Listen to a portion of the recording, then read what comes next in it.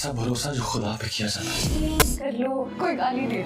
काश दे सकता, गाली दे सकता, चीखता चिल्लाता, लेकिन अफसोस है यार, ऐसी मोहब्बत की कि मेरे हमसफ़र में आगे आप देखेंगे कि हाला हमज़ा को अपनी बेगुनाही का यकीन दिलाने के सफाई देने की कोशिश करेगी, लेकिन हमज़ा उसकी किसी भी बात को सुनने पर तैयार नहीं होगा।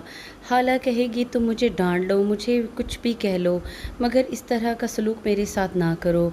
इस पर हमज़ा कहेगा मैंने तुम्हें बहुत ज़्यादा चाहा था, इतना चाहा था कि बेइंतहा चाहा था, तुमने मेरी चाहत को, मेरे मान को तोड़ दिया। हाला उससे कहेगी कि मैंने ऐसा कुछ भी नहीं किया, जो कुछ हुआ वो एक साजिश थी और तुम्हें नहीं पता ये सारी साजिश तुम्हारी माँ की थी। लेकिन हाला की बात अब हमज़ा मानने पर तैयार ही नहीं है, क्योंकि शाहजहाँ ने जो कुछ हमज़ा को दिखा दिया है उसके बाद वो हाला की सूरत तक देखना नहीं चाहता।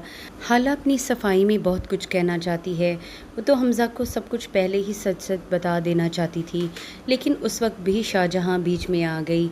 शाहजहाँ अपनी चाल में कामयाब हो गई। वो जाकर अपनी सास से भी कहेगी कि हाला अब मेरे बेटे की ज़िंदगी में कभी भी शामिल नहीं हो सकती, मैं तो बस आपकी अटकी हुई सांसों के इंतज़ार में हूँ, कब ये ख़त्म होंगी और कब मैं हाला को हमज़ा की ज़िंदगी से दूर फेंक दूँगी।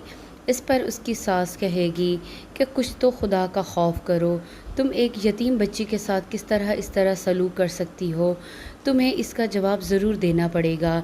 लेकिन शाहजहाँ तकब्बुर से कहती है कि मुझे क्यों जवाब देना पड़ेगा, मैं तो बस आपके मरने का ही इंतज़ार कर रही हूँ। दादी ये बातें सुनकर बहुत परेशान होगी और उसी वक्त दादी को अटैक भी हो जाएगा। हाला चीखती हुई दादी के ऊपर गिरेगी और सबको बुला लाएगी।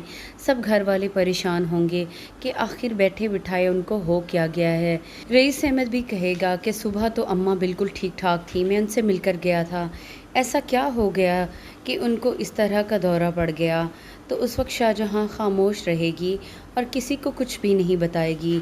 सिर्फ हाला और वो ही जानती हैं कि दादी और शाहजहाँ के दरमियान क्या बात हुई है, लेकिन हाला भी खामोश रहेगी।